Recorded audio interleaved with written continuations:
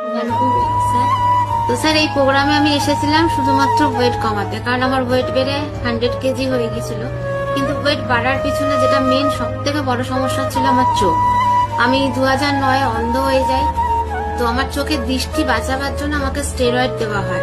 Steroid দিয়ে চোখের দৃষ্টিটা ফিরে আসে 15 দিনের জন্য। আবার 15 দিনের মাথায় আমি আবার অন্ধ হয়ে যাই। একই চোখে বারবার আমি দুবার অন্ধ হই। তো দুবারে আমাকে স্টেরয়েড দেওয়া হয়। তার ফলে স্যার আমার বডি ওয়েট গেইন হতে থাকে। আমার হার্ট, লিভার এগুলো আস্তে আস্তে মানে তার যে ফাস্ট কাজ করার ক্ষমতা আমি পারতাম না। আমার সুগার লেভেল বেড়ে যায়, প্রেশার লেভেল বেড়ে যায়, ঘুম হতো না, তার জন্য আমাকে ঘুমের মেডিসিন নিতে হতো। আমার ক্রিয়েটিন লেভেল হাই হয়ে যায়, আমার জল খাবার রেস্ট্রিকশন চলে আসে, আমার লিভার ফাংশন স্যার খারাপ হতে থাকে, মানে পটি হলে আমার ব্লাড বেরোতো।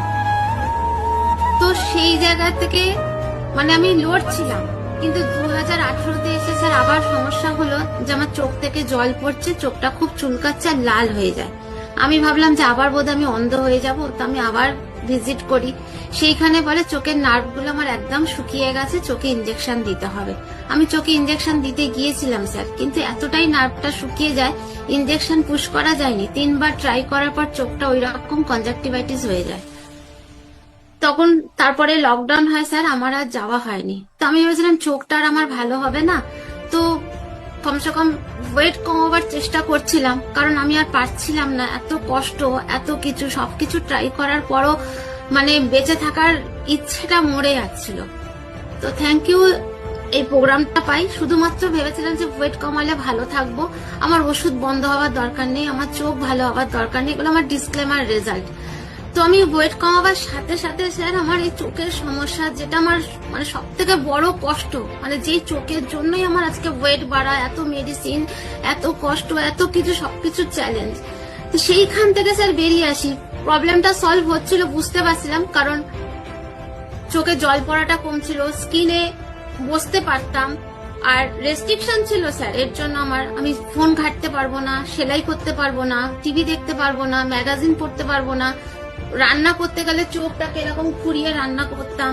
রুটি করিনি স্যার 10 বছর আমি, কারণ রুটি করতে গেলে যে এরকম ভাবে বেলতে হয়, আমার চোখটা কষ্ট হতো, চোখ থেকে জল পড়তো। আমার মা রুটি করে পাঠাতো।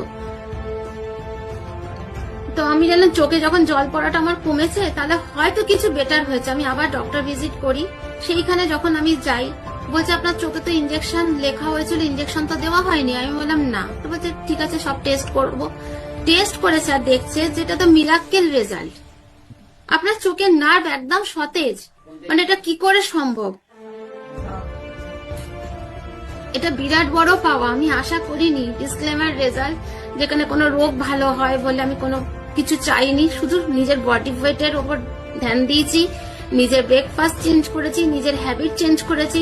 আমার শরীর ভালো রাখার জন্য পায়ের নখ থেকে মাথা চুলে পর্যন্ত যেগুলো আমার বডিতে দরকার মনে হয়েছে, আমি আমার কোচের সাথে বসে সেগুলো আমি বেটার করার চেষ্টা করেছি। কারণ আমি ভালোভাবে সুস্থভাবে বাঁচতে চেয়েছিলাম স্যার, কারণ ওষুধ খেয়ে বেঁচে থাকা সম্ভব না। জল তেষ্টা পেতো স্যার, জল খেতে পারতাম না। হাতের কাছে জলের বোতলটা থাকলে ছিপিতে করে জল নিয়ে মুখে দিয়ে রাখতাম, যে জিভটা ভিজে থাকলে তেষ্টা পাবে না। Okay, thank you so much. बहुत इमोशनल रिजल्ट, और इनके बहुत सारे कहानी है।